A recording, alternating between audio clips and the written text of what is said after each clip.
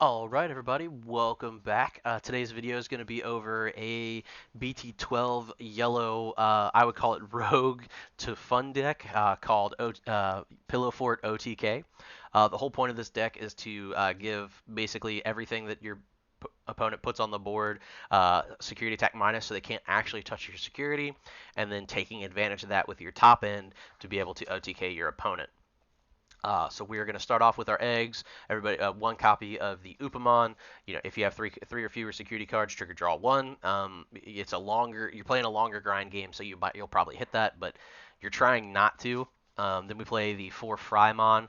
While you have 3 or more security cards, it gets plus 1,000 DP. With some of our top end stuff for the OTK, we want to have as much DP as possible to not be deleted by big bodies.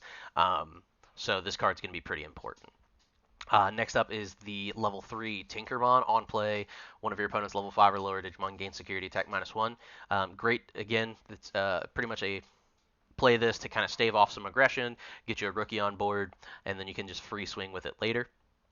We have Salamon. If you have 3 or fewer security cards, trigger recover 1. Really, really good for late game, especially if you're trying to just like stave off some damage. You can devolve and raising, promote, and swing.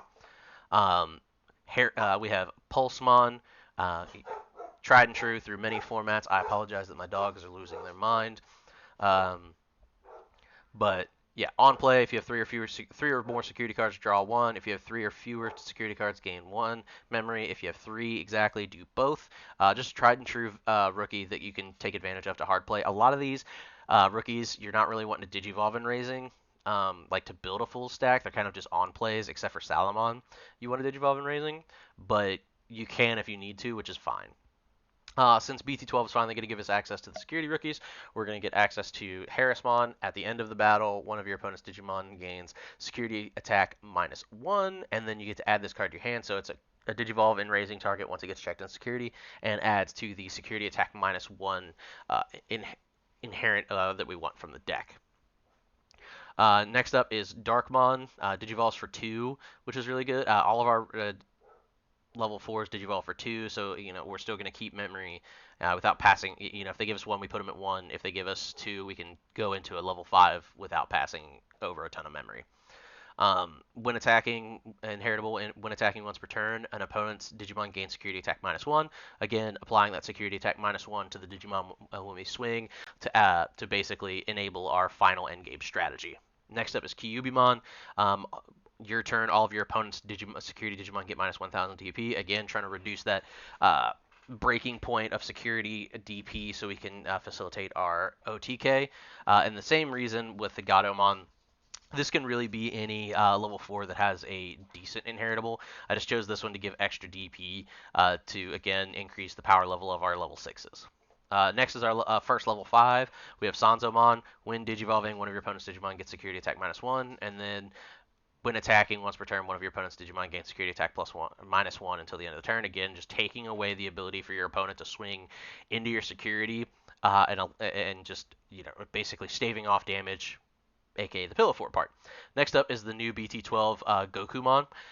When you play this card from your hand, if your opponent has a Digimon with a security attack modifier plus or minus, reduces play cost by 3. So this is a 3 to play level 5, which is insane and really, really important. Really, really important for the a setup for our OTK strategy, which I'm about to explain. And then when attacking once per turn, it has the same effect as the Sanzumon, where when attacking once per turn, one of your opponent's Digimon gains security attack -1. Now we're to the level 6s, where the strategy is going to come into play a little bit. So we have the Queen of Pillow Forts herself, Venusmon. All of your opponents, when digivolving, all of your opponent's Digimon get security attack -1 until the end of your opponent's turn.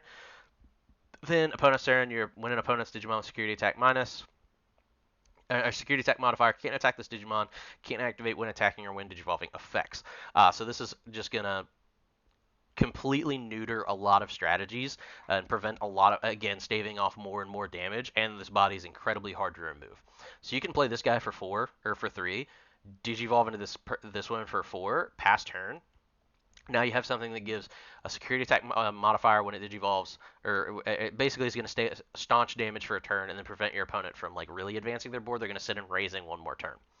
Now we have the genie of the lamp himself, and the facilitator for the OTK part of the strategy with Lampmon. When digivolving, one of your opponent's Digimon gains security attack -1. Very general theme here, but for each one of your opponent's Digimon with a security attack modifier, this Digimon gains security attack +1. So with any of these buffs, either giving their security Digimon -1000 or +1000, he's a 12k that can swing from, like, if your opponent has two Digimon out, when digivolving from this guy or from the Gokumon or the Sanzomon, Digivolve for 3. He's got, that's two Digimon you can give security attack -1 to, thus giving him security attack +2. So he's checking 3 by himself. And if you get any chip damage with your low-end rookies, which are just free throws, you're pretty much in a position to win. Running 3 Holy Wave, again, just to staunch any damage that, like, if we're really struggling to see stuff.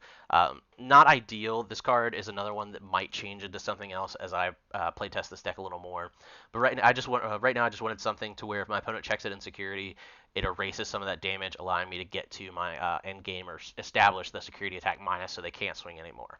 Long Key Adestaco, again, one of those cards, 8, but it has the ability to be a mono yellow chaos D grade, in a way where it just shoves a Digimon into the security stack. It doesn't trash it, but still it can get around stuff that has protection, and then it can also apply -12,000 DP debuff. Depending on the amount of security cards. So if you have 3 or more, it's a -12,000. If it's 3 or fewer, it's the D grade. But if you're at exactly 3, it does both, which means this could potentially be a double removal if you're at 3 security, which is why I'm running it at 3, and it has the same. It just activates its main effect out of security. Next up, we have Reinforcing Memory Boost. It's at 1 for a reason. Again, it's one of those things like we can pick and choose a little bit what goes into our security, and then it gives us +3 memory on its delay, which is also what happens when it gets checked in security. And having +3 memory with this deck is just, again, going to facilitate the OTK. Electric Rush, another part of the OTK. Main one of your Digimon gets +3000 DP, making Lampmon without any buffs a 14k, so he has to hit a level 7 to die. And then if you have 3 or fewer security cards, unsuspend one of your Digimon. So, if you go into Lampmon and you swing and you're at 3 security, you play Electric Rush. This guy unsuspends, you swing again, you're potentially killing him. And if you have anything else on the board, you can OTK. We're running 3 Yellow Memory Boost, again, to find our Lampmons, our Gokumons, as well as having additional memory gain, which is incredibly important. Last up, we're playing 2 Tai and Karis. Again, it's one of those things where a buddy of mine, put it to my attention. Like, this is a card you can't really play around, unlike a lot of the other like security-based memory gains, because pressure on you can't really is really hard to control. So you'll probably be at 3 security. And I will be at 3 or fewer security eventually if you want to win the game. So it's not something like Tai or TK and Karia where it's just less than you, where you can kind of play around that. And then again, it's one of those things. Whenever you swing with Lampmon, you can suspend it to reduce the overall DP of your opponent's security Digimon, allowing you to free swing a little better. This deck is pretty straightforward in its game plan, but it's one of those things where, like, if your opponent wants to win the game, they have to play into your archetype. Unlike Blue Flare, where your opponent can kind of play around and only have one body, or like spread out a bunch of bodies to where you can't freeze enough, your opponent has to put stuff on the board to check security to be able to win.